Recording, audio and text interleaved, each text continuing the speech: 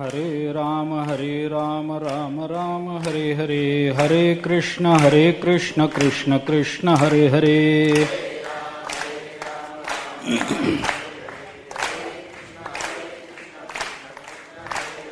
हरे राम राम राम हरे हरे, हरे कृष्ण कृष्ण कृष्ण हरे हरे।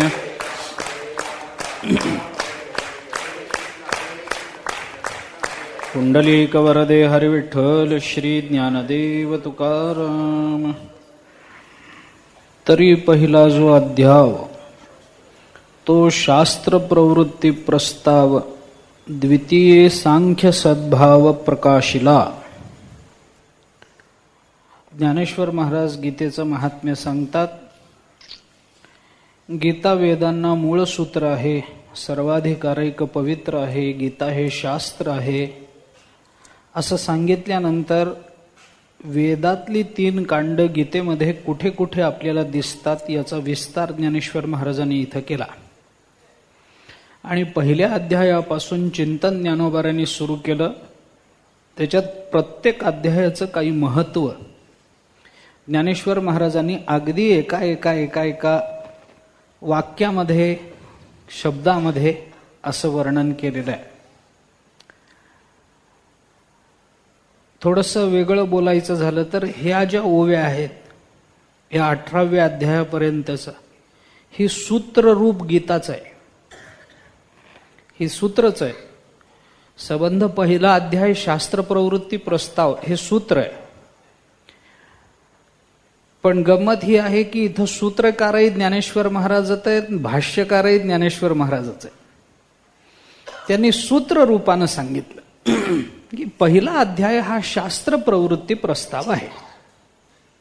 काल आपण असं बोललो की सूत्राचा विस्तार करणं हे एक वेळ सोपं असतं, परंतु विस्तारलेला पहिला अध्याय 3 शब्दामध्ये मांडणं हे फार अवघड असतं।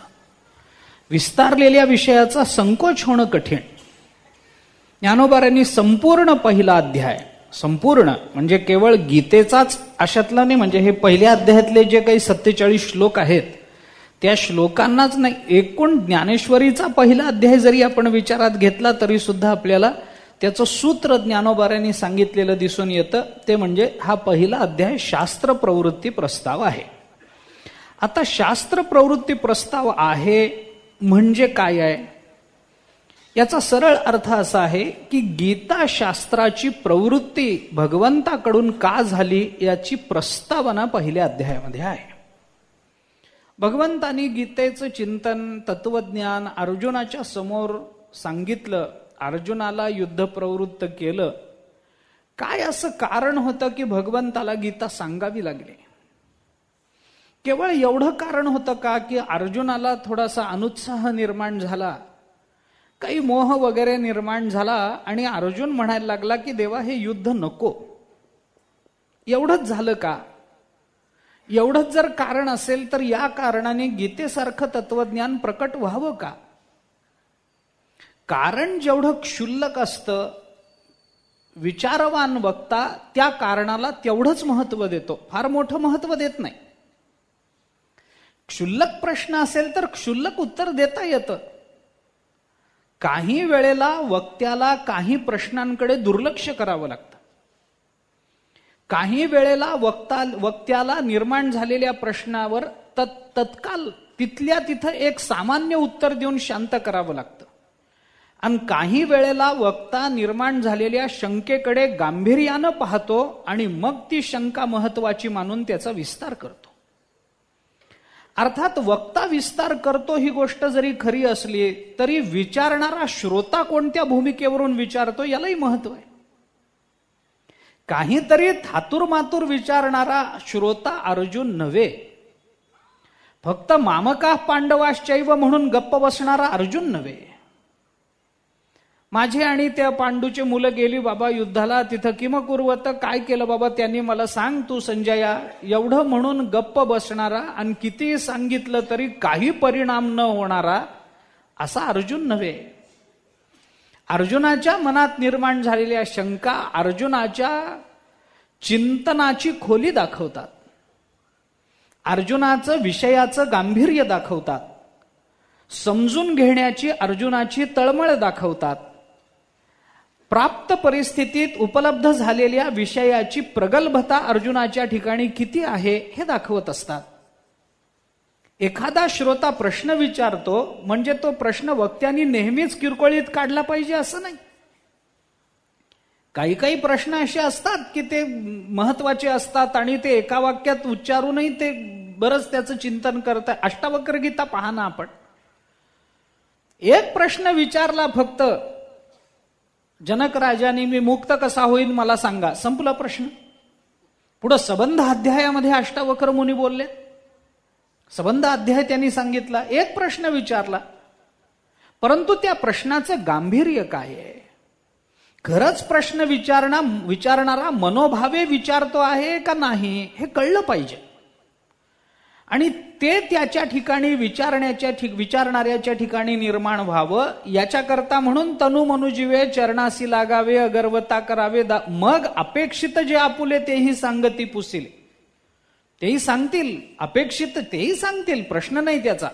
ते तर सांगायलाच बसले. तो मी तर पुढे जाऊन बोलतो ना, ते तर सांगायलाच बसलेत. विचारणारा कोणी नाही ही खंत भगवंतांनी 15व्या अध्यायामध्ये बोलून दाखवली. अर्जुना आम्हासी वाडे कोडे अखंड बोलो आवडे परी काय कीजे न जोडे पुसते ऐसे. 15व्या अध्यायामध्ये खंत बोलून दाखवली भगवंतांनी. मला हे तत्वज्ञान सांगायची खूप हौस आहे, मला राहवतच नाही, पण विचारणारा कोणी भेटत नाही, मी काय करू. परी पुसते न जोडे, अरे विचारणारा कोणी भेटत नाही, मी काय करू. मला चांगलं विचारणारा माणूस, खरं तर मला इच्छा खूप आहे, माझ्याजवळ सांगण्यासारखं पुष्कळ आहे, मी सांगितलं तर त्याच्याने कल्याण होणार आहे, पण विचारणारा कोणी नाही. आणि जे जे विचारणारे आहेत ते काही चांगलं विचारत नाहीत. देवा मुलगा कसा होईल, लॉटरी लागल का देवा. एकाने देवाला नवस केला होता, देवा मला जर इथून पुढे महिन्याभर रोज आकडा सांगशील तर महिन्याच्या शेवटी तुला सोन्याचा किरीट. काय ही देव ह्याच्या करताय का. काय विचारावं, समोरची व्यक्ती कोण आहे, आपण तिला काय विचारावं, कसं विचारावं याची काही थोडी तरी जाणीव असली पाहिजे. अर्जुन हा तसा श्रोता नव्हता. देवाला याची कल्पना आहे, अर्जुनाच्या गांभीर्याची कल्पना आहे देवाला. कारण ह्याच्यापूर्वी अर्जुनाचा आणि देवाचा जिथं जिथं संवाद झालेला आहे तिथं तिथं अर्जुनाच्या बोलण्याकडे देवाने गांभीर्यानं पाहिलंय. आपला मित्रच आहे, बघू नंतर सांगू कधीतरी असं म्हणून देवाने कधी अर्जुनाला सामान्य समजून त्याच्याबरोबर चिंतनाचा व्यवहार केला नाही, सांगण्याचा ऐकण्याचा व्यवहार केला नाही.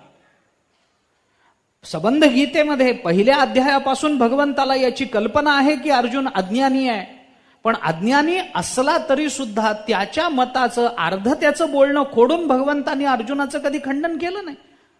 अर्जुनाला जे काही म्हणायचं आहे ते भगवंतानी पूर्ण ऐकून घेतलंय, ते भगवंतानी शांत चित्तानं समजावून घेतलंय. आणि मग अर्जुनाच्या बोलण्याचं महत्व ओळखून त्याच्या वर्मावर बोट ठेवून त्याचा विचार भगवंतानी अर्जुनाला सांगितला. तुला प्रश्न विचारला की लगेच उत्तर सांगितलं आणि अर्जुनाला बोलणं बंद केलं अर्जुनाचं, असं देवानी केलं नाही. काय गरज पडली, माझा मुद्दा काय, मला एवढंच बोल, एक सूत्र रूपानं बोलायचं झालं तर भगवंतानी गीता सांगावी असं नेमकं काय घडलंय. अर्जुनाला मोह निर्माण झाला, अर्जुनाच्या ठिकाणी काही बाबा आपलेच गोत्रज आहेत असं समजून काही दुःख निर्माण झालं, यांच्याबरोबर युद्ध करावं की करू नये एवढाच विचार आहे. तर भगवान एवढं उत्तर त्याला देणार नाही. ते एक निमित्त आहे, हे एक निमित्त आहे. अर्जुनाच्या ठिकाणी निर्माण झालेला मोह हे एक निमित्त आहे, परंतु त्या निमित्ताचं गांभीर्य सुद्धा भगवंतानी ओळखलंय. सामान्यच विचार असता, एखादा मनुष्य, आता मला सांगा, आपण त्या आपल्या गावी आहोत, बाजारातून इकडून तिकडे चाललेलो आहोत, एखादी गाडी काही माणसं आली आणि त्यांनी आपल्याला विचारलं की या गावातून अमक्या अमक्या गावाचा रस्ता कुठे जातो. मग आपण त्याला असं सांगतो का, हे पहा अज्ञान असणं चांगली गोष्ट नाही, माणसाच्या मनामध्ये अज्ञान राहू नये, अज्ञानाची निवृत्ती झाली पाहिजे. तुम्हाला ब्रह्म काय आहे माहिती आहे, त्यांनी विचारलंय काय तुम्हाला, अमक्या अमक्या गावाला जायचा रस्ता कुठं आहे, मग त्याला अमुक असं असतं तसं असतं, मग एक प्रमात्र दोष असतो, एक प्रमाण दोष असतो, एक प्रमेय हे त्याला सांगण्यात तात्पर्य आहे काय बाबा? नाही तर मग अमक्या गावचा रस्ता, तुम्हाला शंका चांगली निर्माण झाली. असं असतं. शंकेचे दोन प्रकार. लगेच सुरूच वेदांत. काही जणांना तो शब्दच यायचा अवकाश असतो, आलं की ते सुरूच. तुमच्या मनात संशय निर्माण झाला, फार चांगली गोष्ट आहे. पहा, संशय दोन प्रकारचा असतो. एक द्विकोटिक संशय असतो, एक चतुष्कोटिक संशय असतो. मग ते असं असतं, ते द्विकोटिक असा मानायचा, चतुष्कोटिक तसा मानायचा. हा काय आता हे भ्रमजन्य ही प्रमा आहे, ती अमकी कशी आहे, ती तमकी कशी आहे, तो अनात्मगत संशय कोणता, आत्मगत संशय कोणता, मग त्याचे प्रकार किती, उलट पालट करून त्यांनी विचारलेलं असतं गावाला कसं जायचंय तेवढंच सांगा. ही चर्चा ऐकायला मी आलो, त्याला कळतं विचारणाऱ्याला, अरे आपला पत्ता चुकला, आपण वेगळ्याच माणसाला विचारून बसलो, याला विचारू नये. म्हणून रस्ते बिस्ते विचारायचे असले तर अंगावर उपरणं पांघरून जाणाऱ्याला विचारू नये, साध्या माणसाला विचारू. तो उपरणं पांघरून बसला की तो सुरूच करतो, अज्ञान काय, ब्रह्म काय, माया काय, चतुष्कोटिक काय, अमुक काय, तर त्याला विचारूच नाही. घरामध्ये गेलात, बायकोला जर विचारलं आज कशाची भाजी केली, लगेच तिने तत्वज्ञान सुरू. भाजी म्हणजे एक माया कार्य आहे असं जर बायको सांगायला लागली तर जमेल का? एवढे या प्रश्नाचं एवढं गांभीर्य आहे का मला सांगा ना. ज्या अर्थी समजदार वक्ता, ज्या अर्थी भगवंतासारखा वक्ता या प्रश्नाला महत्व देऊन त्याचा एवढा विस्तार करतो आहे, त्या अर्थी कारणही तेवढं महत्वाचं असलं पाहिजे की नाही. कारण भगवान कशाचाही विस्तार करायला जाणार नाहीत. भगवान कुणाशी बोलत बसायला भगवंताला काही वेळ आहे काय? घरदार सोडलं सगळं, तिथं जाऊन 18 दिवस युद्ध करत अर्जुनाला हे गीता सांगत भगवानला काय उद्योग नाहीत काय भगवंताला? ज्या अर्थी भगवंतानी हे सखोल सांगितलेलं आहे त्या अर्थी अर्जुनाच्या अंतःकरणामध्ये निर्माण झालेली शंका अथवा विचार हा तेवढाच महत्वाचा असला पाहिजे. म्हणून शास्त्र प्रवृत्ती प्रस्ताव येतो, नाहीतर अशी प्रवृत्ती होणार नाही. गीतेला शास्त्र म्हणून गीतेची प्रवृत्ती सांगण्याकरता जो प्रस्ताव समोर आला तो प्रस्ताव किरकोळ नाही, सामान्य नाहीये. मग काय प्रस्ताव? शास्त्र प्रवृत्ती का झाली? भगवंताची गीता सांगण्याकडे प्रवृत्ती का झाली? त्याचं अगदी सरळ आणि सोपं कारण पहिल्या अध्यायाच्या नावात लपलंय. अर्जुन विषाद योगो नाम प्रथमोध्याय. बस संपलं. अर्जुनाच्या ठिकाणी निर्माण झालेला विषाद हा या विचाराच्या उत्पत्तीला कारण ठरला. विषाद निर्माण होणं हे काय कारण आहे? थोडा पहिल्या अध्यायाचं चिंतन करा. मला सगळे अध्याय सांगत बसायला अजून किती दिवस लागतील, तेवढे दिवस आपल्या हातामध्ये नाही आहेत. परंतु पहिला अध्याय का महत्वाचा? कारण त्याच्यावर सगळी गीतेची इमारत उभी आहे म्हणून. दुसऱ्या अध्यायात काय सांगितलं, तिसऱ्या अध्यायात काय सांगितलं, सांख्य सद्भाव कसा मानायचा, मोक्षदानी स्वतंत्र तिसरा अध्याय कसा मानायचा वगैरे, हे ज्ञानेश्वर महाराजांनी विचार केलाच आहे एकेका वाक्यामध्ये. आणि तेवढाच विचार आपल्याला पाहायचा. संबंध गीतेचे सगळे श्लोक सांगत बसायला आता पुन्हा ज्ञानोबारायांनाही वेळ नाही, त्यांच्यापेक्षा मलाही नाही.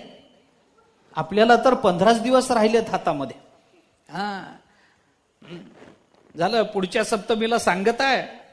आज सप्तमी, पुढची सप्तमी, बस तेवढ्या दिवसामध्ये आपल्याला हा निदान या श्लोकाचं चिंतन तरी संपवलं पाहिजे. काय शास्त्र प्रवृत्ती प्रस्ताव? विचाराचा प्रारंभ. आपण वेदांताचं चिंतन करा. विचाराचा प्रारंभ हा विप्रतिपत्तीजन्य संशयातून होत असतो. संशय निर्माण होणं ही गोष्ट गैर नव्हे. एखाद्याच्या मनामध्ये संशय निर्माण झाला वाईट नाही, संशय निर्माण होणं चुकीचं नाही, संशय निर्माण होणं भले न कळण्याचं लक्षण असेल, चूक नाही. संशय निर्माण होणं याच्यामध्ये दोष नाही. निर्माण झालेल्या संशयाची आपण नीट योग्य पद्धतीनं समाप्ती न करणं हा दोष आहे. संशय निर्माण होणं दोष नाही. मनामध्ये प्रश्न निर्माण झाला दोष नाही. पण निर्माण झालेला प्रश्न अनुत्तरित राहिला आणि त्याचं उत्तर शोधण्यासाठी आपण कोणताही प्रयत्न न केला तर तो प्रयत्न न करणं हा दोष आहे. संशय अरे संशय तर आपल्या ठिकाणी निर्माण होणारच, कारण आपण जीव आहोत. आपल्या भोवतालच्या परिस्थितीकडे डोळे उघडून बघायची सवय आहे आपल्याला. ज्या काही घटना समोर घडतात त्याचा स्वजीवनाशी अन्वयार्थ लावायची एक बुद्धी देवानी आपल्याला दिलेली आहे. त्या घटना आपल्याशी काय संबंध बाळगून आहेत, या घटनेचा माझ्या जीवनावर होणारा तत्कालीन अथवा दूरगामी परिणाम कोणता आहे हे बघण्याची साधारण तरी बुद्धी देवानी आपल्याला दिलेली आहे. काय चाललंय आपल्या भोवती, कोण आपल्या अवतीभोवती आहे, काय चाललंय, विषय काय चाललाय, एकमेकांशी बोलणं काय चाललंय, निदान हे समजून घेण्या इतपत तरी देवानी आपल्याला बुद्धी दिली. तेवढं तरी शिक्षण आपल्या मायबापांनी आपल्याला दिलं. निदान अक्षर ओळख तरी आपल्याला आहे. रस्त्याने जाताना कुठे काही फलक लागलेला असेल तर ते वाचून नेमकं काय होणार आहे, काय सूचना आहे, आज नळाला पाणी येणार आहे, येणार नाही, काहीतरी आपल्याला कळतं. मनुष्य थांबून विचारतो, अहो हे कशाचं काय, गर्दी कशाची जमली आहे, मग असं झालं, अरे असं झालं का. मग मनुष्य विचार करतो, आज हे असं झालं, उद्या माझ्या बाबतीत झालं तर. म्हणजे घडणाऱ्या घटनांचा स्वजीवनाशी काय अन्वय आहे याचा विचार मनुष्य स्वाभाविक करत असतो. भले तो त्या शास्त्रीय परिभाषेमध्ये करेल अथवा न करेल, मला त्याच्याशी कर्तव्य नाही आहे. विचाराची परिभाषा नेहमी शास्त्रीयच असली पाहिजे, काही बंधन नाही. खेड्यातल्या माणसाने विचार करूच नाही काय, त्याला शास्त्रीय परिभाषा येत नाही म्हणून. अरे शहरातल्या माणसापेक्षा खेड्यातली माणसं अधिक चांगली विचारवंत असतात. माझा तर अनुभव असा आहे. मला माहित नाही आपले अनुभव काय काय आहेत, पण खेड्यातल्या माणसाला जास्त कळतं, शहरातल्या माणसाला त्या मानानं कमी कळतं. वेदांत असो अथवा व्यवहार असो, काही क्षमा करा, मला कुणाचा अपमान करावा हा हेतू नाही. परंतु असं होतं, एका भाजीवाल्याकडे एक नवरा बायको गेली. भाजीवाल्याने त्या नवऱ्याला, तुमची बायको फार शिकलेली दिसते हो. तो म्हणाला, मग ती अमकी PhD झाली, त्याच्यात सुवर्ण पदक मिळालं. आणि तुम्हाला कसं कळलं. तो म्हणाला, आधी टमॅटो घेऊन त्याच्यावर कलिंगड ठेवलंय तेव्हाच मी ओळखलंय बाई शिकलेली आहे. मग हे शहरातले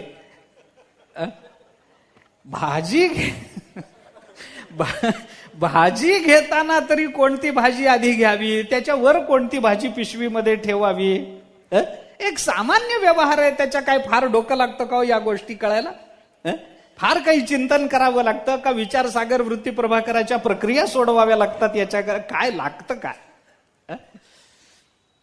अजूनही तुम्ही पहा, आमच्या मराठवाड्यामध्ये अजूनही पुष्कळ ठिकाणी विचारसागर वृत्ती प्रभाकराच्या, अजून परभणी जिल्ह्यामध्ये अनेक ठिकाणी गुरुजींनी सुरू केलेल्या परंपरा अजून खेड्यामध्ये. अहो माणसं दिवसभर शेतामध्ये आखूड धोतर नेसून राबतात आणि संध्याकाळच्या वेळेला वृत्ती प्रभाकराच्या प्रक्रिया तोंडपाठ म्हणून दाखवतात. अजूनही आहे परंपरा अनेक ठिकाणी. म्हणजे मला एवढंच म्हणायचं आहे की परिभाषा तीच असली पाहिजे असं बंधन नाहीये, हे मला म्हणायचं. विचार कुणी करावा, मनात आपल्या स्वजीवनाच्या संबंधानं अंतर्मुख वृत्ती निर्माण झाली की विचाराला प्रारंभ होतच असतो. फक्त ती अंतर्मुखता निर्माण होण्याकरता घडलेल्या घटनेचा स्वजीवनाशी योग्य पद्धतीनं अन्वयार्थ लावून घ्यावता आला पाहिजे, एवढंच आहे. म्हणून तो विप्रतिपत्तीजन्य संशय असेल, विचाराला प्रारंभ होतो. अद्वैत सिद्धीचा प्रारंभ विप्रतिपत्तीजन्य संशयातून सांगितला मधुसूदन सरस्वती. पाहून घ्या आपण कशा करता मी बोलतो. अर्जुनाच्या ठिकाणी असं काय निर्माण झालं, काय अशी जिज्ञासा होती त्याला. अर्जुन हतबल झाला आणि अर्जुनाने आपलं शस्त्र, आपलं धनुष्य खाली ठेवलं.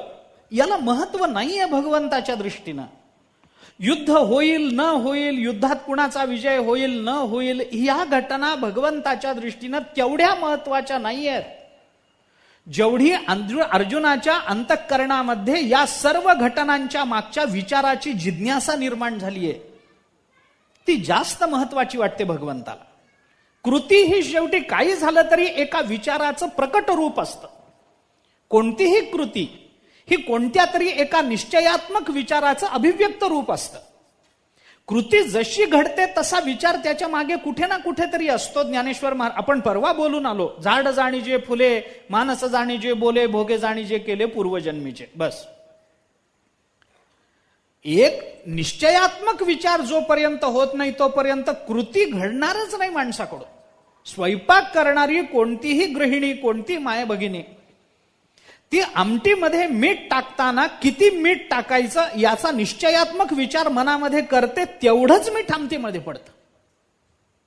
तिच्या मनात जर संशय असेल तर आमटी जगात कुणी खाऊ नये.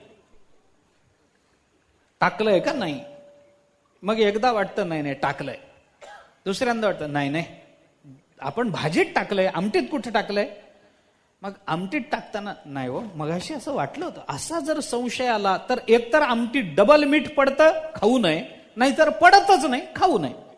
चला दोन्ही बाजू.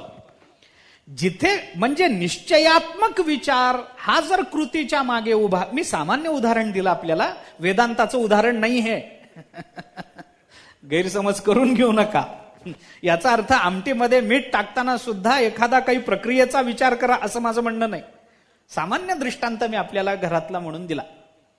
का बोलतो, एक निश्चयात्मक विचार त्याचं अभिव्यक्त रूप म्हणजे कृती असते. कृतीवरून मागच्या विचाराचं अनुमान करता येतं.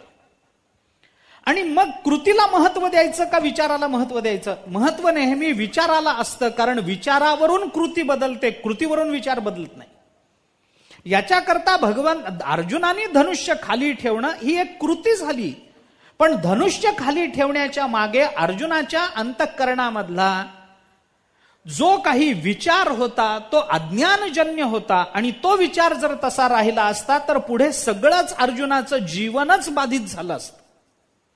म्हणजे फक्त युद्धाचा प्रश्न नव्हता, प्रश्न होता अर्जुनाच्या जीवनाचा. फक्त युद्धाचा प्रश्न नव्हता, प्रश्न होता अर्जुनाच्या समान असणाऱ्या अनेक साधकांच्या जीवनाचा. संसारा एवढे थोर ओझे फेडिले जगाचे, ज्ञानोबा बोलतात त्या दृष्टीने सगळ्या जगाच्या हिताचा विचार त्याच्या मागे होता. त्याशिवाय भगवान हा विषय गांभीर्याने घेणार नाही. एकटा अर्जुन असता तर भगवंतानी अर्जुनाला अनेक वेळेला तशा अर्थाने तात्पुरती उत्तरं देऊन दूर केलंय. काही वेळेला त्याच्या मनात संशय निर्माण झाला, त्याला काही माया दाखवली आहे, अमुक केलंय तमुक केलंय, इकडे जा तिकडे जा, ते अमुक कर, कुठं पाणीच दिसेना मग तिकडे जा, मग त्या ऋषी मुनींना भेटले, मग त्याच्या कमरेला तलवार लटकत होती, तो वाळलेली गवताची पानं खुडून खात होता, हे सगळं दाखवलंच आहे. त्या त्या कालामध्ये निर्माण झालेल्या संशयाची निवृत्ती करण्याकरता भगवान त्या त्या कालामध्ये त्या त्या कालापुरतं बोललेत. अनेक ठिकाणी राजसूय यज्ञामध्ये तर अनेक ठिकाणी असं झालंय. त्या त्या वेळेपुरतं. त्या सुधन्व्या करता सुद्धा भगवंताला अर्जुनाचं सारथ्य करावंच लागलं. भागवतामध्ये आले सारथ्य करावंच लागलं. त्या वेळेला जे काही विचार आले ते तिथल्या तिथं त्याची निवृत्ती केली. पण गीतेचा विचार मात्र भगवंतानी फार विस्ताराने सांगितला. कारण तो संशय भगवंताला तेवढा महत्वाचा वाटला. विप्रतिपत्तीजन्य संशय, जिज्ञासा, आता अजून पुढे हा संशय का निर्माण झाला? चला, कोणत्याही विचारातून जो संशय निर्माण होतो तो संशय का निर्माण होतो? संशयाच्या उत्पत्तीचं कारण काय? संशयाची उत्पत्ती ही ज्ञान आणि अज्ञानातून असते. काही ज्ञान आणि काही अज्ञान. सगळ्याच ज्ञानामध्ये संशय निर्माण होत नाही, सगळ्याच अज्ञानामध्ये संशय निर्माण होत नाही. अज्ञानातच संशय निर्माण झाला असता तर दगडादिकांनाही, जड पदार्थांनाही संशय निर्माण झाला असता. आणि जर ज्ञानात संशय निर्माण झाला असता तर ब्रह्मज्ञानी पुरुष सुद्धा संशयग्रस्त राहिला असता. जीवनमुक्त महापुरुष सुद्धा संशय युक्त राहिला असता. त्याच्या मनातही संपूर्णता. काही ज्ञान असावं लागतं आणि काही अज्ञान असावं लागतं. कळलेल्या ज्ञानाच्या आधारावर जे कळलं नाही तिथं संशयाची उत्पत्ती असते. ज्ञान आणि अज्ञानाच्या संमिश्रणातून संशयाची उत्पत्ती असते. पूर्ण ज्ञानात नाही, पूर्ण अज्ञानात नाही. मागे पुष्कळ वेळेला बोललोय आपण हे सगळं. तो संशय निर्माण झाला पाहिजे. परवाही बोललो मला वाटतं. पहिल्या बाकावरचा जो विद्यार्थी असतो त्याला कधीच संशय नाही, कारण सगळंच पाठ आहे. आणि मागच्या बाकावरचा जो विद्यार्थी असतो त्यालाही कधीच संशय नाही, कारण काहीच माहित नाही. म्हणजे काही माहिती असणं आणि काही माहिती नसणं याच्यामध्ये संशय आहे. अर्जुनाची अडचण तिथे. का संशय का निर्माण होतो? त्याचं महत्वाचं कारण अंतःकरणामध्ये जे माहिती नाही ते माहिती करून घेण्याची जिज्ञासा निर्माण होते. संशयाचं कारण जिज्ञासा. मला माहिती नाही तर ते मला माहिती झालं पाहिजे असं वाटलं पाहिजे माणसाला. अरे हे मला कळत नाही, काय आहे मला सांगा, समजावून काय आहे मला सांगा. आणि मग जेव्हा सांगा म्हणून सांगितलं जातं त्यावेळेला मग हळूहळू संशय निर्माण व्हायला लागतात. जे आपल्याला कळत नाही ते कळवून घेण्याची एक वृत्ती लागते. कळत नाही तर सोडून देणं हा सामान्य माणसाचा, अज्ञानी जीवाचा धर्म झाला. तुमचा माझा तो धर्म नव्हे. एखादी शेळी आहे, एखादा कुत्रा आहे, एखादं मांजर आहे, कळत नाही, कशामध्ये तरी जाऊन त्या पिंजऱ्यामध्ये अडकून जातो. तो पोपट आहे, कळत नाही, त्या नळीवर बसतो, अडकून जातो. एखादा प्राणी आहे, कळत नाही, तो हत्ती आहे, खड्डा कळत नाही, गवत आहे वाटतं, खड्ड्यामध्ये जाऊन पडतो. हे गवत आहे का नाही असा संशय जर हत्तीच्या ठिकाणी निर्माण झाला असता तर हत्ती त्या खड्ड्यात पडला नसता. ऐका, मी संशयाचा सुद्धा अनुकूल परिणाम सांगतोय जीवनावर होणारा. संशयाचा प्रतिकूल परिणाम काय आहे हा भाग वेगळा. बापाचा मुलाबद्दल संशय असावा का तर तो असूच नाही. पतीचा पत्नीबद्दल संशय असावा का तर तो असूच नाही. कारण त्याच्या मागे जिज्ञासेची भूमिका नाही आहे. जिज्ञासा पाहिजे. हत्तीच्या मनात हत्तीला पकडण्याची एक पद्धत असते. एक मोठा खड्डा करून ठेवतात, त्याच्यावर कुचके बांबू टाकतात आणि त्याच्यावर गवत पसरून ठेवतात. मग त्या हत्तीला असं वाटतं की इथं गवत आहे म्हणून हत्ती जेव्हा ते तिथं जातो तेव्हा त्याचे वजन त्या बांबूला, कुचके असतात ते आतून पोकळ असतात, ते पेलवत नाही ना हत्ती त्या खड्ड्यामध्ये पडतो. मग त्याला बाहेर येता येत नाही. किंवा मग त्या स्पर्श सुखाच्या अनुषंगानं त्याला बंधनात टाकलं जातं वगैरे काही.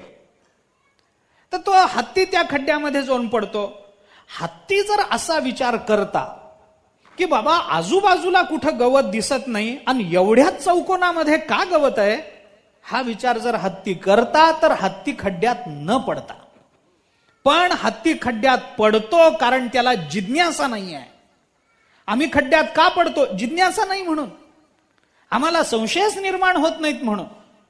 संशय, मी एक वाक्य बोलतो, क्षमा करा मला, संशय निर्माण होणं हे जिवंत माणसाचं लक्षण आहे. बस, आता ह्याच्या पलीकडे मी बोलू शकत नाही. ज्याच्या मनात संशय निर्माण होत नाही, माझ्या दृष्टीने तो जिवंतच नाही. माणूस काय, तो जिवंतच नाही. हत्तीच्या मनात जर आलं असतं, जिज्ञासा जरी निर्माण झाली, अरे अवतीभोवती गवत नाही आहे, आपण इतकेदा या रस्त्यावरून गेलो, काल इथूनच गेलो, पण इथं गवत नव्हतं काल. आता हे जर हत्तीला कळत असतं तर त्याला माणूस म्हटलं नसतं काय? त्याला हत्ती कोण म्हणेल? हत्तीला कळत, जिज्ञासा नाही, त्यामुळं संशय नाही, आणि संशय नाही म्हणून अशी गच्छंती आहे. याकरता म्हणून जिज्ञासा म्हणजे पहिल्यांदा विप्रतिपत्तीजन्य संशय, त्याचं कारण काय तर जिज्ञासा.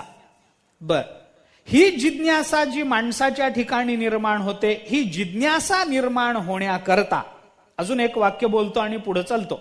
हे कसं घडतं, या घटना कशा आहेत हे मला सांगायचं. त्याच्या मागची एक मानसिक प्रक्रिया काय आहे एवढंच बोलायचंय मला. अर्जुनाने समोर आपल्या भीष्माचार्य, द्रोणाचार्य आदिकांना बघावं आणि मोहग्रस्त होऊन आपलं धनुष्य खाली ठेवावं आणि मग भगवंतांनी गीता सांगायला प्रारंभ करावा. हे धनुष्य खाली ठेवणं हे इतकं गंभीर आहे का की ज्या कारणानं भगवंतांनी गीता सांगायला उद्युक्त व्हावं, एवढाच माझा प्रश्न आहे. आणि त्याची एक मानसिक चिकित्सा मी करतोय. एक संशय का?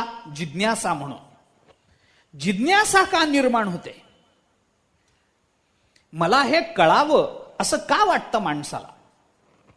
त्याची एक, मला फक्त, मी तात्विक बोलतच नाहीये, मी आधीच बोललोय आपल्याला, मी मानसशास्त्रीय प्रक्रियेचा विचार करतो. का जिज्ञासा का निर्माण व्हावी, हे असं मला कळलं पाहिजे, असं का वाटावं, का वाटावं? त्याच्या मागचं अनेक कारण आहेत. एक कारण सांगतो मानसशास्त्री. जिज्ञासा निर्माण होण्याकरता आपल्या अंतःकरणामध्ये एकमेकांचा पराभव करू इच्छिणारे दोन भाव निर्माण झाले पाहिजेत तर जिज्ञासा निर्माण होते. जे दोन भाव परस्परांना अनुकूल आहेत ते भाव जिज्ञासा निर्माण करत नाहीत. ते दोन भाव एकमेकांना विरोधीच असले पाहिजेत, एकमेकांना नष्ट करण्याकरताच उद्युक्त झाले पाहिजेत, आणि त्याच्याने जी अस्वस्थता निर्माण होते ती जिज्ञासा असते. मग हे दोन भाव का निर्माण होतात? कारण समोर घडणारी घटना. आता आपण मुद्द्याकडे आलो.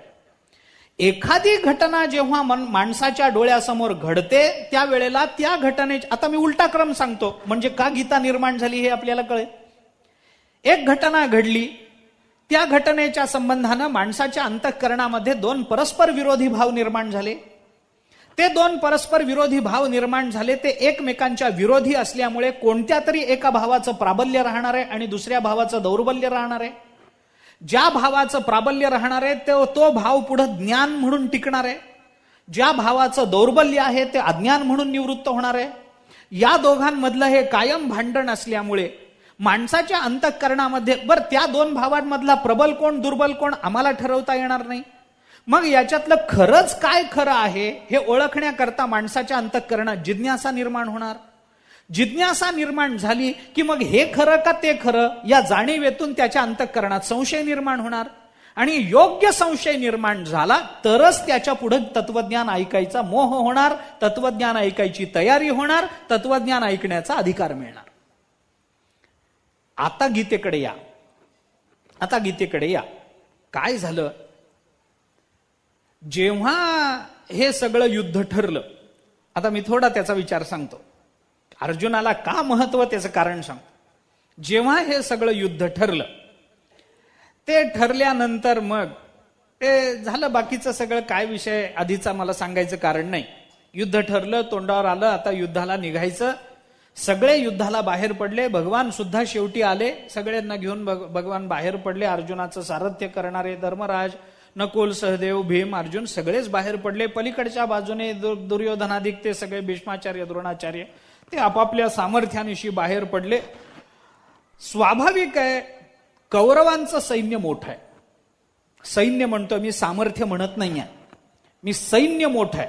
कौरवांचं सैन्य मोठं आहे. का? कारण भगवंतानी आपली नारायणीय सेना दिली होती. 11 औक्षणी सैन्य त्यांच्या बाजूने लढत होतं. त्या मानानं अर्जुन पांडवांकडे युद्ध म्हणजे सैनिक कमीच होते कौरवांच्या मानात. मग हे असे समुद्रासारखे पसरलेले कौरवांचे सैनिक ज्या वेळेला बघितले, गंमत सांगतो मी आपल्याला. अर्जुनाची किती गंमत आहे पहा. अर्जुनाला उत्साह होता, आपण युद्ध केलं पाहिजे. हे दुर्योधनादिकाने आपलं जे राज्य हिरावून घेतलेलं आहे कपटानं आपल्याकडून, ते सगळं आपल्याला परत मिळालं पाहिजे. आपण काही प्रतिज्ञा केली आहे, द्रौपदीला काही शब्द दिलेला आहे, त्यामुळे त्या शब्दातून उतराई होण्यासाठी म्हणून आपल्याला ते केलं पाहिजे. कारण प्रतिज्ञायाम हि नष्टायाम धर्मो हि विलयम व्रजेत, रामायणामध्ये रामचंद्र प्रभूंनी म्हटलं. माणसाने केलेली प्रतिज्ञा जर पूर्ण केली नाही तर मनुष्यत्व धर्म त्याचा लयाला जातो. माणूस म्हणून घ्यायच्या लायकीचा तो राहत नाही. धर्मो हि विलयम व्रजेत, सगळेच धर्म, पण मी आता ढोबळ सांगतो मनुष्यत्व धर्म तो सुद्धा राहत नाही. झालं. मग अर्जुनाला वाटलं, भीमाला वाटलं, अरे आपण तर प्रतिज्ञा केली आहे, त्या रक्तानं भरलेल्या हातानं तुझी वेणी घालीन म्हणून, अमुक तमुक सगळेच उत्साही होते. ते कौरवांचं सैन्य ज्या वेळेला बघितलं, त्यावेळेला सगळ्यात पहिला संशय अर्जुनाच्या मनात निर्माणच झाला नाही. संशय पहिला निर्माण झाला धर्मराजाच्या मनात. आणि त्या संशयाचं निराकरण करणारे हे महाराज होते, अर्जुन महाराज.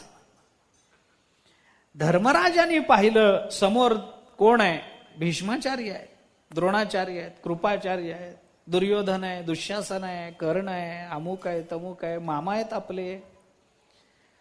सगळं कुळ पाहिलं आणि मग धर्मराजाच्या मनामध्ये संशय निर्माण झाला. महाभारताने फार चांगलं चिंतन केलंय तिथं.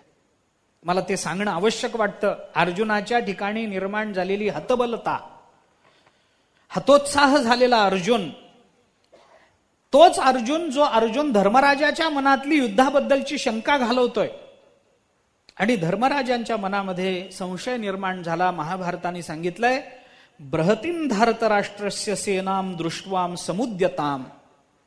धृतराष्ट्राची ही सेना कशी आहे? बृहतीम, खूप मोठी अशी ही सेना.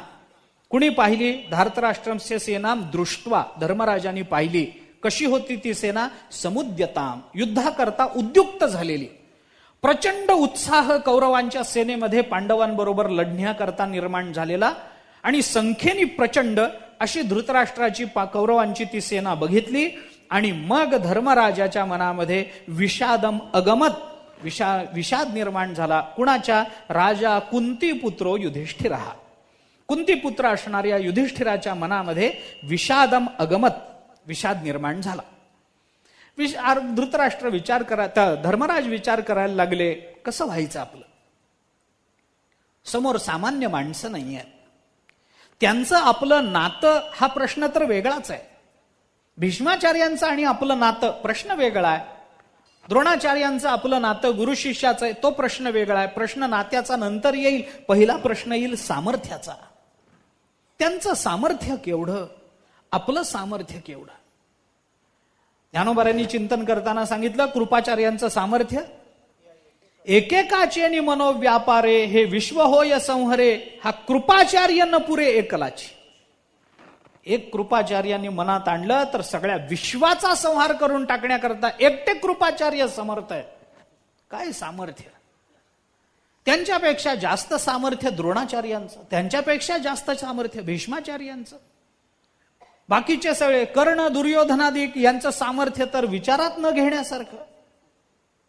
आणि असं ते बघून धर्मराजाच्या मनामध्ये विषाद निर्माण झाला. त्यांनी विचार केला, व्यूहम भीष्मेण चा भेद्यम कल्पितम प्रेक्ष पांडव अक्षोभ्यम इव संप्रेक्ष विवर्णो अर्जुनम अब्रवीत. अर्जुनाला धर्मराज काय बोलले त्याचं वर्णन पुढे केलंय. धर्मराजाने ते बघितलं, भीष्माचार्यांनी रचलेला तो व्यूह तो अभेद्य आहे, भल्या भल्यांकडून तो मोडला जाऊ शकणार नाही. आणि आता आपण जर याच्यामध्ये गेलो तर आपलंही काही खरं नाही असं त्यांना वाटलं. आणि विवर्ण झालेले त्या चिंतनानं, विवर्ण होणं म्हणजे चेहरा धर्मराजाचा पांढरा फटक पडला. भीतीनं, जीवाच्या भीतीनं, कीर्तीच्या भीतीनं, आपपर युद्धाच्या भीतीनं. अजून अर्जुन आलाच नाही, धर्मराजाचं सांगतो मी आपल्याला. धर्मराज विवर्ण झाले, चेहरा त्यांचा उतरून गेला, पांढरा फटक पडला, विवर्ण भाव निर्माण झाला. आणि तो विवर्ण भाव निर्माण झाल्यानंतर अशा चेहऱ्यानं, पडलेल्या, अनुत्साहित झालेल्या मनानं, बुद्धीनं ते अर्जुनाकडे गेले आणि अर्जुनाला असं म्हणाले, का अर्जुना हे बघितलंस का समोर?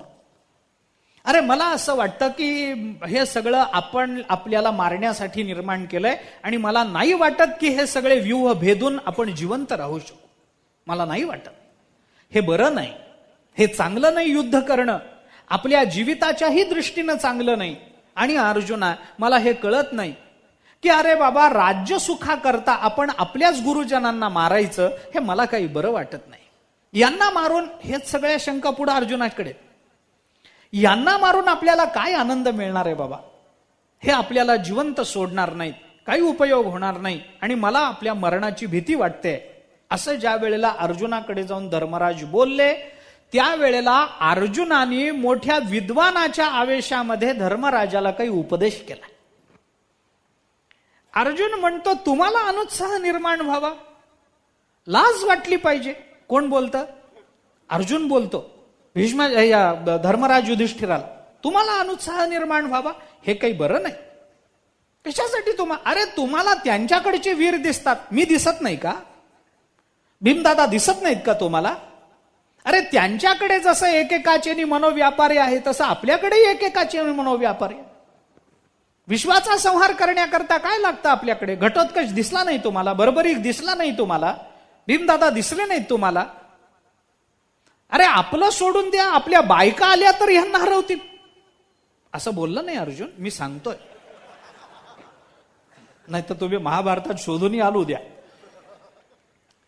अर्जुन बोलला नाही, म्हणजे मी घरातलं सांगतो, असं असतं म्हणून बोलतो. अर्जुनाने सांगितलं, दादा तुम्ही असा विचार करू नका.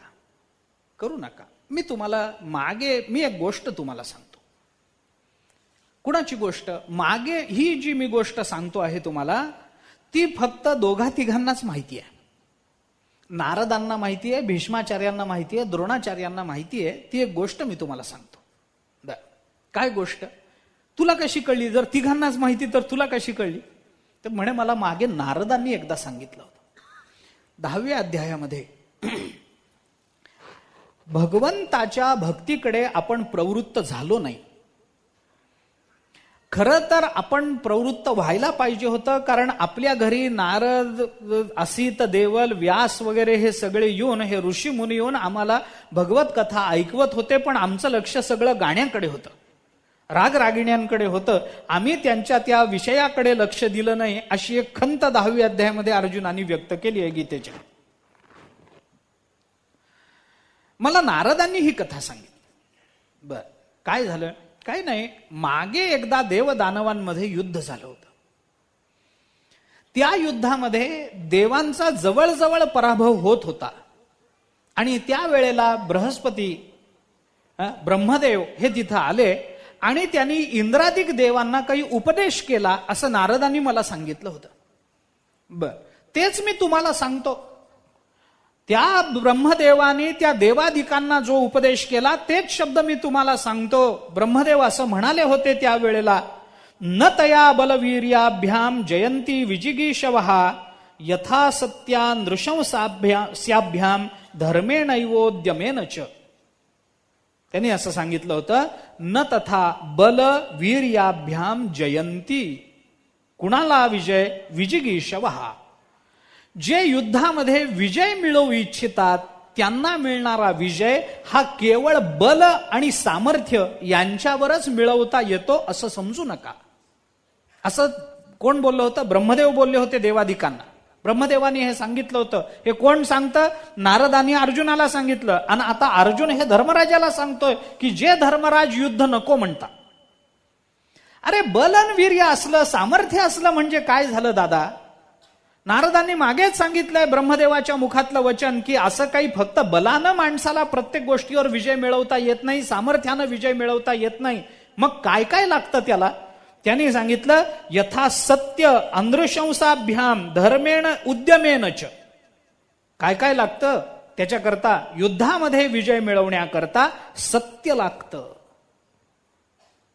सज्जनपणा लागतो, धर्म बाजूला लागतो, धार्मिक वृत्ती लागते आणि सगळ्यात महत्वाचं उद्यमेनच उत्साह लागतो. नुसतं बल असून चालत नाही. एखाद्याजवळ पुष्कळ बल आहे पण त्याला जर उत्साह नसेल तर तो काही करू शकत नाही. अहो, जगज्जेता पहिलवान आहे, जगामध्ये त्याची कीर्ती आहे. युद्धाला तो आता जागतिक मोठं कुस्ती, ते काय मोठं मोठं बक्षीस, त्याला चांदीची सोन्याची गदा बिदा देतात, लाखो करोडो रुपयाची बक्षीस. जगामधली सगळ्यात मोठी कुस्ती, त्या कुस्तीला पहिलवान उभा राहिला, त्याचा जोडीदार, त्याचा काय, त्याचा प्रतिस्पर्धी समोर आला. आता युद्धाला सुरू होणार. बल आहे, दोघांच्याही ठिकाणी बल आहे, बलसंपन्न आहे, जगामध्ये दोघांची कीर्ती आहे. झालं, आता ते एकमेकांना भिडणार. ते तेवढ्यात एका पहिलवानाला येऊन त्याच्या कोणत्या चेल्याने, त्याच्या सहाय्यकाने सांगितलं, आत्ता बायको मेली बरं का तुमची, आता युद्ध कोण जिंकेल? बल कमी झालं काय? नाही कमी झालं. काय कमी झाला? उत्साह गळून पडला. बल असून, सामर्थ्य असून जर दादा उत्साह नसेल ना तर विजय मिळवता येत नसतो. हे तत्वज्ञान अर्जुन सांगतोय. आपल्याला पहिला अध्याय ठाऊक आहे म्हणून याची गंमत वाटते. अर्जुन सांगतो, दादा असं काही नसतं. अहो, सत्याची बाजू कोणाची आहे? आपली आहे का त्यांची आहे? सत्य आपल्या बाजूला आहे, धर्म आपल्या बाजूला आहे. आणि तुम्ही काय विचार करता दुसऱ्याचा? सज्जनपणा त्यांच्याकडे का आपल्याकडे? अरे साक्षात मूर्तिमंत तुम्ही सज्जन, तुम्ही आमच्या बाजूला आहात, आम्हाला कशाच्या पराजयाचं भय आहे? दादा तुम्ही त्याची चिंता करू नका. नुसतं बल आणि सामर्थ्य असलं म्हणजे विजय मिळवता येतो असं नाही. त्याला सत्याची बाजू लागते, त्याला सज्जनपणाची बाजू लागते, धर्माची बाजू लागते, उत्साहाची बाजू लागते. हे सगळं आपल्या बाजूने. भले बल त्यांच्याकडे, मोठी संख्या त्यांच्या सैन्यामधली तुम्हाला दिसत असेल, पण उत्साह आपल्या बाजूला आहे. म्हणून पहिल्या अध्यायामध्ये संजयानी शब्दयोजना करताना फार गोड शब्दयोजना केली. आपण पहिला अध्याय काढून पहा. सत्य कसं यांच्या बाजूला होतं याचा विचार संजयानी फार चांगला मांडला. त्यात मागे एकदा बोललो, तुमुल शब्दावरून आलं. तुमुलो व्यनुनादयन, 2 ठिकाणी तुमुल शब्द आला. ते आता सांगत बसत नाही. सत्याची आपली बाजू आहे. काय ते दोन्हीकडून शंखनाद झाला. कौरवांकडूनही झाला आणि पांडवांकडूनही झाला. कौरवांकडून शंखनाद झाला, त्याच्यावर ज्ञानोबारायांनी भाष्य करताना सांगितलं, मोठा शंखनाद झाला, संपलं. आणि पांडवांकडून जेव्हा शंखनाद झाला त्यावेळेला ज्ञानोबारायांनी त्याच्याकरता 2-3 ओव्या खर्च केले. मग ते कसं झालं? काय ते होता पडिसाद तरी राहिला, तेने दळभार विध्वंसला कौरवांचा वगैरे हे सगळं त्या तुमुल शब्दावरच सांगितलं. पांडवांचा शंख वाजला तर कौरव गलित गात्र झाले, आणि कौरवांचा शंख वाजला तर पांडवांवर काही परिणाम झाला नाही. दोघांचेही शंखच आहेत, दोघांचेही मोठ्यानेच वागलेत. तुमुल म्हणजे मोठं, दोघांचेही शंख मोठ्यानेच वाजलेत. पण एका मोठ्या शंखाचा आवाजाने कौरवांचा दळभार विध्वंसला. कारण का? ती बाजू असत्याची आहे हे कौरवांना माहिती आहे, आणि ही बाजू सत्याची आहे पांडवांना ज्ञात आहे. सत्याच्या बाजूचे डगमगले नाहीत, कौरवांच्या बाजूचे डगमगले. झालं मग असं अर्जुन म्हणतो, दादा ते सगळी सत्याची बाजू आपल्याकडे, तुम्ही चिंता करू नका. मग धर्मराजा त्या ब्रह्मदेवानी देवादिकांना असं सांगितलं, त्यक्त्वा धर्मंच लोभंच मोहंचोद्यमा स्थिताः युद्धध्वम अनहंकारा यतो धर्मस्ततो जयः. हे वाक्य महाभारतामध्ये दोघांच्या तोंडी आलं. एकदा हे ब्रह्मदेवाच्या आणि पुढे गांधारीच्या, दोघांच्या तोंडात हे आलं, यतो धर्मस्ततो जयः. ब्रह्मदेवानी त्या देवतांना सांगितलं, त्यक्त्वा धर्मम, अधर्माचा त्याग करा, लोभम, लोभाचा त्याग करा, मोहंच, त्याग करा, आणि तुमच्या ठिकाणी निर्माण झालेला अनुत्साह त्याचा त्याग करा. उत्साह असेल तर सगळं असेल दादा, तुम्ही चिंताच करू नका. आपल्याला माहिती आहे छत्रपती शिवाजी महाराजांनी, अरे तानाजी गड आला पण सिंह गेला, आपल्याला चरित्र माहिती आहे. झालं तानाजी पडल्यानंतर काय मावळ्यांचं सगळं संपलंच होतं ना, उत्साह संपलाच होता. आता आपण हरायला लागलो, आता उड्या टाकून मरा, दोऱ्यावरून उतरा. मग तानाजीचे बंधू आले, त्यांनी सांगितलं, कुठं पळून चालला बाबा, मी दोर कापून टाकलेत, आता एकतर यांच्याबरोबर युद्ध करत मरा, नाहीतर उड्या टाकून मारा. पुन्हा उत्साह आला, आणि त्या उत्साहानं विजय मिळाला. आणि आपल्याला इतिहास छत्रपती शिवाजी महाराजांचा. त्या पद्धतीनं अर्जुन सांगतो, दादा चिंता करू नका. त्यांनी सांगितलंय, अधर्माचा त्याग करा, लोभमोहाचा त्याग करा, अनुत्साहाचा त्याग करा, युद्धध्वम अनहंकारा, आणि युद्ध करताना अहंकारयुक्त होऊन युद्ध करू नका. मग यतो धर्मस्ततो जयः, ज्या बाजूला धर्म असेल त्या बाजूला विजय होईल. हे मागे सांगितलं गेलेलं आहे, आणि नारदांनी हे मला जसं सांगितलं होतं तेच मी आता तुम्हाला सांगतो. म्हणून अर्जुन पुढे बोलताना असं म्हणाला, एवं राजम विजानीहि, हे राजा धर्मराजा आता हे जाणून घे, ध्रुवो अस्माकम रणे जयः, या रणांगणावर आमचाच निश्चित विजय होणार आहे. ध्रुवो अस्माकम रणे जयः, आमचाच निश्चित विजय आमचा होणार आहे. का? यथा तू नारद प्राह, मागे जसं नारद बोलले होते तसं आता अर्जुन बोलतो, यतो धर्मस्ततो जयः, हे अर्जुनानं बदलून टाकलं. आणि अर्जुनानं सांगितलं, यथा तू नारद प्राह यतः कृष्ण ततो जयः. अर्जुन बोलला, ज्या बाजूला भगवान श्रीकृष्ण आहेत त्या बाजूलाच विजय होईल. का बाबा? कारण विजय हा कृष्णाचा एक गुण आहे. पुढच्या श्लोकांमध्ये त्याचा विचार. हे सगळं अर्जुन बोलला कुणाला? धर्मराजाला. मग धर्मराजाने सांगितलं, ठीक आहे अर्जुना, तू हे बोललास ना, आता मला थोडा आत्मविश्वास निर्माण झाला, चल युद्धाला. धर्मराज युद्धभूमीवर आले. आल्यानंतर मग अर्जुनाच्या ठिकाणी उत्साह किती आहे पहा. असा उत्साह घेऊन अर्जुन जेव्हा युद्धभूमीवर आला, तेव्हा युद्धभूमीवर आल्यानंतर सगळंच सांगावं असं नाही. दृष्ट्वेवं सृजनम कृष्ण वगैरे, कृपया परया विष्टो, तिथून अडचण सुरू झाली. कृपया परया विष्टो विषीदन्न मदम, हे तिथं सुरू झाली अडचण. परया कृपया विष्टो, त्यांच्याबद्दल एक अंतःकरणामध्ये कृपा निर्माण झाली, मोह निर्माण झाला. कशामुळे? दृष्ट्वेमं स्वजनम, ते आपले सगळे बघितले, आणि मग अर्जुनाच्या ठिकाणी तो मोह निर्माण झाला. आणि मग ते सगळं सिदंती ममगात्राणे मुखंज वगैरे, वेपथुश्च शरीरे मे रोमहर्षश्च जायते, गांडीवम संस्कृते हस्तात वक्षय परिदयते, हे झालं. सगळं झाल्यानंतर मग अर्जुनाचं अंग सगळं घामानं भिजलेलं, थरथर थरथर कापतोय. गुरुजनांना कसं मारायचं, का मारायचं, हे मारणं काही चांगलं आहे काय, हे आपलेच आहेत सगळे. आणि मग आपल्याला आता युद्ध करावं लागू नये याच्याकरता अर्जुनाने काही युक्तिवाद केलेत, आणि ते युक्तिवाद पहिल्या अध्यायात सगळ्यांना पटतात. अर्जुनाचं बोलणं वकिली होतं, वकिलीपणा, चांगले मुद्दे मांडले अर्जुनाने देवाला सांगितलं, देवा या युद्धाचे परिणाम चांगले होणार नाही. काय परिणाम होईल? निदान परिणामावरून तरी कृतीचा विचार तुम्ही केला पाहिजे. परिणाम चांगले होणार नाहीत देवा. पुढं सांगितलं त्याने, राज्य आणि सुख आम्हाला नकोच. अरे आपल्याच लोकांना मारून राज्य मिळवायचं असेल तर ते मिळवावंच कशाला? आणि आपल्या लोकांना मारून राज्य मिळवायचं असेल तर राज्य मिळाल्यानंतर कुणाबरोबर तिथं आनंदानं राहावं देवा? कुणाबरोबर? आपल्याच लोकांना मारायचं आणि राज्य मिळवायचं. राज्य मिळवून उपयोग काय? मग आपलेच लोक नसतील तर राज्य मिळवून उपयोग काय? अशी अंधता, सत्तांधता ही बरोबर नाही देवा. औरंगजेबाने सगळ्यांना मारून टाकलं. भावाला मारलं, बापाला मारलं, सगळ्यांना मारलं आणि राज्य मिळवलं. आणि काय मिळालं राज्य मिळवून? हे सत्तांधतेचं लक्षण आहे. फक्त सत्ता पाहिजे, मग त्याच्यासमोर नातेवाईक बघायचे नाहीये, त्याच्यासमोर अन्य कोणी बघायचं नाहीये, काय नाही. देवा नको आहे. काय करायचं? बैल विकोनी गोठा, 13व्या अध्यायामध्ये ज्ञानोबारांनी केलेलं चिंतन. अरे एका माणसाकडे बैल होता, चांगला बैल, त्या बैलावर त्याची उपजीविका चालायची. त्या बैलाला चांगलं खाऊ पिऊ घालून त्यांनी मोठं केलेलं. बैलावर फार प्रेम त्याचं. होता पावसाळा आला, एका झोपडीमध्ये राहत होता. आता पावसाळा आला म्हणल्यानंतर त्या बैलाला काहीतरी बांधायला जागा पाहिजे. झोपडी बाहेर, पावसात बैलाला कसं बांधायचं? झोपडीत आणता येत नाही, एकाच माणसाची झोपडी. बैलाला आत ठेवलं तर मी कुठं राहू?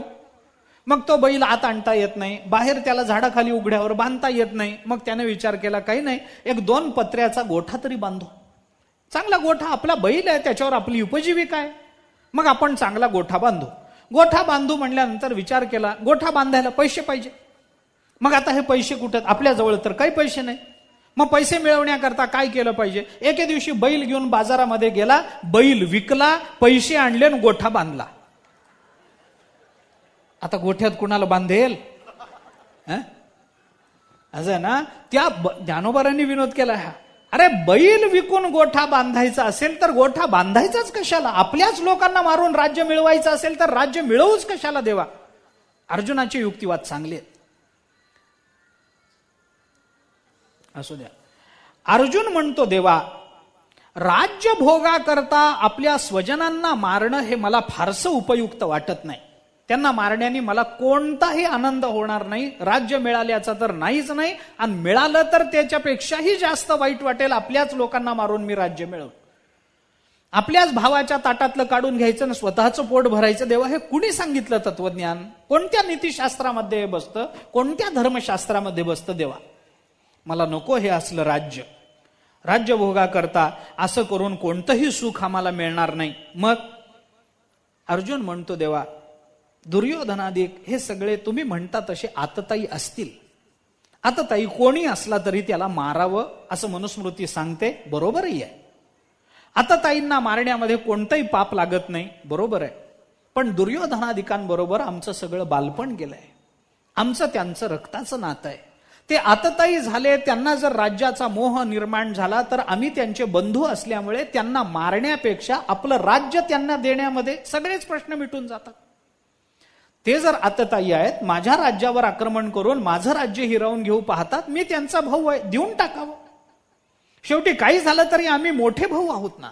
पंडूराजा मोठा ना, आमचं राज्य आहे, आम्ही मोठे आहोत, काही झाले तरी मोठ्याची लेकरं आहोत. मग आम्ही ते राज्य घेण्यामध्ये काय शहाणपणा आहे? शक्यतो प्रश्न सामंजस्याने मिटला पाहिजे. घरातला प्रश्न भले आपल्याला थोडासा कमीपणा घेता आला तरी चालेल ना देवा. पण बाहेर जाऊन सगळ्या जगाला ओरडून, सगळ्या जगाला घरातला प्रश्न दाखवून युद्ध करण्यापेक्षा घरातल्या घरात सामोपचारानं, सामंजस्यानं 1-2 पावलं मागे घेऊन का होईना, पण हा प्रश्न मिटला तर बरं राहील ना देवा. कुठं सगळ्यांना याची जाहिरात करत बसता, बघा आमचे भाऊ कसे वागले आमच्या बरोबर, बघा हे असंच असतं, भाऊकीची भांडणं म्हणजे अशी. आता हे काय कमी आहे काय? आणि जगात दुसरं काय चाललंय या जगामध्ये देवा? हे सगळीकडे हेच चालू आहे ना. आमचं तरी काय वेगळं आहे? मग आम्ही तुझे भक्त म्हणून घेतो, याच्यात काय विलक्षणता राहील?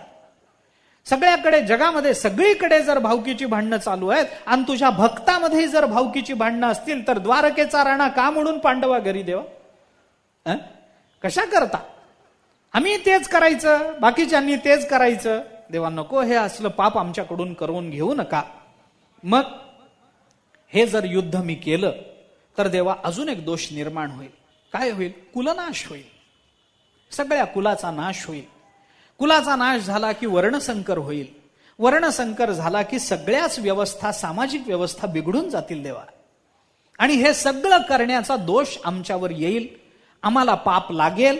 या जगताची एक जी व्यवस्था आतापर्यंत शास्त्रांनी रचून ठेवलेली आहे, जी मांडून ठेवलेली आहे, त्या सगळ्या रचनेच्या, त्या शास्त्रसिद्ध अशा रचनेच्या विरुद्ध सगळं जग जाईल. आणि याला कारण कोण होतील तर पांडव होतील. म्हणून सगळ्या जगामध्ये भ्रष्टाचार, अनाचार, व्यभिचार माजवण्याचं पाप आमच्या माथी मारलं जाईल देवा. आम्हाला नको. पाप लावून घ्यायलाही हरकत नाही देवा, पाप लागलं तरी आमचं काही म्हणणं नाही. पण खरं सांगू देवा, आम्हाला पाप का नको? आम्हाला एवढ्याच करता पाप नको देवा की आमच्या जवळ पाप आलं की तू आम्हाला सोडून जाशील. कारण पापाचं आणि देवाचं पटत नाही. जिथं पाप आहे तिथं देव नाही आहे. आमच्या जीवनामध्ये पाप निर्माण झालं तर भगवान श्रीकृष्ण आम्हाला सोडून गेले, तेव्हा जगण्यात काय अर्थ आहे मला सांगा ना. ज्या जीवनामध्ये भगवंताची कृपा नाही, ज्या जीवनामध्ये भगवान आम्हाला जवळ करत नाहीत, ज्या जीवनामध्ये असलेले भगवान, आमच्यावर प्रेम करणारे भगवान आम्हाला सोडून गेले, अशा जीवनाचा कोणता अभिमान आम्ही कोणत्या वर्ण आणि आश्रमाच्या संबंधानं बाळगावा? कशा करता आम्हाला ह्याचे हे सगळं करायला सांगता? आम्हाला देवा तू पाहिजेस, बाकी राज्य नको, आम्हाला सुख नको, आम्हाला कोणत्याही पद्धतीचे मान नकोत, आम्हाला काही आमच्या शौर्याची गाथा जगतामध्ये मिरवायची नाही आहे. लोकांनी पांडव म्हणल्यानंतर घाबरावं अशी आमची इच्छा नाही आहे. पांडव म्हणल्यानंतर लोकांना ओ हो हो केवढं शौर्य म्हणून आमचं कौतुक करावं इच्छा नाही. नकोच ना देवा ते सगळं. सगळं मिळालं देव मिळाला नाही, मिळालेलं सगळं वाया जाईल देवा. आणि काही न मिळता तू मिळालास तर गेलेलं सगळं परत येईल देवा. आम्हाला नको हे सगळं सुख, हे युद्ध नको. नंतर शेवटी अर्जुनाने देवाला सांगितलं, देवा राज्य आणि विषय सुखाकरता युद्ध हा एकमेव पर्याय असू शकत नाही. ते पाप मी करायचं, मी माझ्या भावंडांना मारायचं आणि नंतर राज्याचं आणि विषयाचं सुख भोगायचं, याच्यापेक्षा देवा दुर्योधनादिकांनी आम्हाला मारून टाकलं तर बरं आहे. आम्ही युद्ध करत नाही, त्यांच्या समोर जाऊन नतमस्तक होतो. भले तलवारीने त्यांनी आमची मुंडकी उडवावीत, हे राज्य सुखानं भोगावं, आम्ही मेलेलं बरं, पण आम्हाला राज्य नको. हे सगळी कारण सांगून मग अर्जुनाने आपल्या हातातलं शस्त्र टाकलं आणि अर्जुन खाली बसला. देवा नको, शस्त्र त्याग झाला. भगवंतांनी विचार केला, शस्त्र त्याग झाला याच्याबद्दल मला काही वाईट वाटत नाही. माझी हौस आहे म्हणून मी इथं युद्ध करायला आलेलो नाही. मला आमंत्रण दिलं गेलंय म्हणून मी युद्ध करायला आलो. यांनी युद्ध करावं का नाही हे यांच्या मनाचे राजे आहेत. मी कशासाठी यांच्या दोघं भावंडांच्या मध्ये मी पडावं, काय संबंध आहे? परंतु माझ्या अर्जुनाने शस्त्रत्याग करणं याच्यात मला अडचण वाटत नाही. पण तो शस्त्रत्याग कोणत्या कारणाने तो करतो आहे याचा माझ्याशी संबंध आहे. माझ्या अर्जुनाने अज्ञानाने शस्त्रत्याग करणं मला पटत नाही. मोहानं शस्त्रत्याग करणं पटत नाही. भयानं शस्त्रत्याग करणं पटत नाही. विपरीत परिणामांचा विचार करून, कल्पना करून शस्त्रत्याग करणं मला पटत नाही. आणि स्वकर्तृत्वाच्या मर्यादा आणि स्वधर्माचं चिंतन न कळल्यामुळे शस्त्रत्याग करणं मला पटत नाही. अर्जुनाला उपदेश करताना भगवंताचा अर्जुनाला युद्धाला प्रवृत्त करणं एवढाच एकमेव उद्देश नाहीये. अर्जुनाला स्वधर्माचं ज्ञान करून द्यावं, अर्जुनाला ब्रह्मज्ञान करून द्यावं. कोणतंही कर्म घडताना ते कर्म त्यागाचं असो अथवा स्वीकाराचं असो, त्याच्या मागे त्याच्या खाली कोणतं तरी एक वैचारिक निश्चित विचाराचं अधिष्ठान असलं पाहिजे. अर्जुनाच्या ठिकाणी ते नाही आहे. अर्जुन मोहग्रस्त झाला, अर्जुन भयग्रस्त झाला. एखादा बाप आहे, मुलाला शिकवतो, कुठल्या तरी कारणाने मुलगा घाबरतो. बाप त्याला म्हणतो, बरोबर घाबरलास का, मोठं झाल्यावर भय जाईल. नाही जात. त्या भयाने एकदा मनामध्ये घर केलं की ती वस्तू कशाही रूपात आली तरी ते भय वाटत राहतं. ज्या क्षणी त्या मुलाला त्या वस्तूचं भय विनाकारण वाटत असतं, त्याच क्षणी त्या भयाची निवृत्ती करणं हे बाप आपलं कर्तव्य मानतो. अंधाऱ्या खोलीमध्ये जायला पोरं घाबरतात लहानपणी. ते जर तसेच राहिले, अंधारी खोली आहे बाबा, तिथं अमुक आहे, तिथं असं आहे, तिथं तसं आहे, तिथं बंगीबुवा राहतो असं जर लहानपणीच वाटलं तर मग मोठा झाल्यावर तो मनुष्य कोणत्याच बुवाच्या नादाला लागायचा नाही, बंगीबुवाच काय, हे होऊ नये. मग आई काय म्हणते, अरे कशाचा अंधार रे, आपलंच घर असताना आपल्या घरात कोण येतं, आता मोठा झालास तू, जा तिकडं. नाही आई, मला भीती वाटते, मला भीती वाटते. मग आई काय करते, चल मी येते तुझ्या बरोबर. त्याच्या हाताला धरते, त्या अंधाऱ्या खोलीत घेऊन जाते, तिथला दिवा लावते. बघ आहे कुठं काही, अरे इथं दाराशी दिवा आहे, बटन दाबलं दिवा लागतो, प्रकाश पडतो, बघ बरं इथं काही आहे का तुला. मग पोराला वाटतं नाही नाही इथं काही नसतं, आपण विनाकारणच घाबरत असतो, घाबरत बसलो होतो. अर्जुनाच्या मनामध्ये निर्माण झालेलं भय जर त्या क्षणी भगवंतानी दूर केलं नसतं तर अर्जुनाला युद्धामध्ये विजय मिळाला नसता, हे गौण कारण आहे. पण अर्जुन कधीच मुक्त झाला नसता, कारण निर्भयत्व हाच मोक्ष आहे.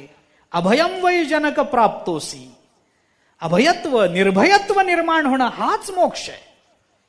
जो मनुष्य कुणालाही घाबरत नाही तोच मुक्त असतो.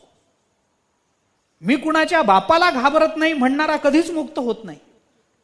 पण ज्याच्या मनात खरोखर भय निर्माण होत नाही तो मुक्त असतो.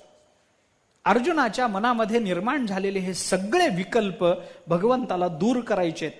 भगवान म्हणतात, अर्जुना तुझ्या मनामध्ये विचार चुकीचा आला म्हणून मला तुला बोलावं लागतं. तू जर युद्ध टाकून इथून निघून गेला असतास तर मी काही तुझ्या मागे अर्जुना अर्जुना अर्जुना करत आलो नसतो. पण तुझ्या मनातले गैरविचार, जे तुला दिसायला नको ते दिसलं. भीष्म द्रोण तुला शत्रू म्हणून दिसायला पाहिजे होते, ते नातेवाईक म्हणून दिसले. मग जर पदार्थ तुला असा विपरीत दिसत असेल तर त्या पदार्थाचं यथार्थत्व सिद्ध करण्याकरता मला बोलावं लागणार आहे. आणि म्हणून भगवंतानी गीता सांगायला प्रारंभ केला. दुसऱ्या अध्यायामध्ये भगवंतानी अर्जुनाच्या एका एका विचाराचं खंडन केलं आणि मग भगवान अर्जुनाला तिथं ज्ञान देतात. तो दुसरा अध्याय सांख्य सद्भाव म्हणून ज्ञानोबारायांनी सांगितला. द्वितीय सांख्य सद्भाव प्रकाशिला. या दुसऱ्या अध्यायामध्ये भगवंतानी विस्तार काही केला नाही, फक्त 4 गोष्टी अर्जुनाला, मी दुसरा अध्याय संपवतोय आत्ताच, 4 गोष्टी भगवंतानी अर्जुनाला सांगितल्या. संबंध दुसऱ्या अध्यायाचं चिंतन करून, जे जे डोळ्याला दिसतं ते तो सगळा भ्रम आहे, अज्ञान कार्य आहे. 1, जे जे डोळ्याला दिसतं त्याचं स्वरूप परब्रह्म आहे. 2, हे परब्रह्म हे डोळ्याला दिसणारं जे सगळं आहे ते मत्स्वरूपामध्ये सामावलेलं आहे. 3, आणि जे ब्रह्म ब्रह्म म्हणून सांगितलेलं आहे तेच मी आहे. 4, संपला दुसरा अध्याय. या 4 गोष्टी भगवंतानी अर्जुनाला दुसऱ्या अध्यायामध्ये विस्तारानं सांगितल्या. या 4 टप्प्यावरून सांख्य सद्भाव सिद्ध झाला. पण हा सांख्य सद्भाव सिद्ध होण्याकरता, हे ज्ञान आपल्याला स्वीकारण्याकरता जर अधिकार नसेल तर तो अधिकार सिद्ध होण्याकरता म्हणून तिसऱ्या अध्यायाला प्रारंभ झाला. ज्ञानोबाराय पुढे बोलताना सांगतात, अशा पद्धतीनं मोक्षदानी स्वतंत्र ज्ञानप्रधान हे शास्त्र, येतुलाले दुजी सूत्र उभारिले. मग अशा पद्धतीनं मोक्षदानी स्वतंत्र ज्ञानप्रधान शास्त्र दुसऱ्या अध्यायामध्ये भगवंताने अर्जुनाला सांगितलं. मग अज्ञाने बांधले या मोक्षपदी बैसावया साधनारंभ तो तृतीय अध्यायी बोलिला. मग तिसऱ्या अध्यायामध्ये साधनेला खऱ्या अर्थाने आरंभ झालेला आहे. ती साधना का भगवंतांनी सांगितली, मोक्षदानी स्वतंत्र दुसऱ्या अध्यायाला ज्ञानोबारायांनी का म्हटलं, याचा थोडासा विचार करून तिसऱ्या अध्यायाकडे प्रवृत्त व्हायचंय. त्याचा विचार उद्याला पाहू. पुंडलिक वरदा हरी विठ्ठल श्री ज्ञानदेव तुकाराम विठ्ठला विठ्ठला विठ्ठला विठ्ठला विठ्ठला विठ्ठला विठ्ठला. पुंडलिक वरदा हरी विठ्ठल श्री ज्ञानदेव तुकाराम. सद्गुरु महाराज की जय. सद्गुरु हरी महाराज.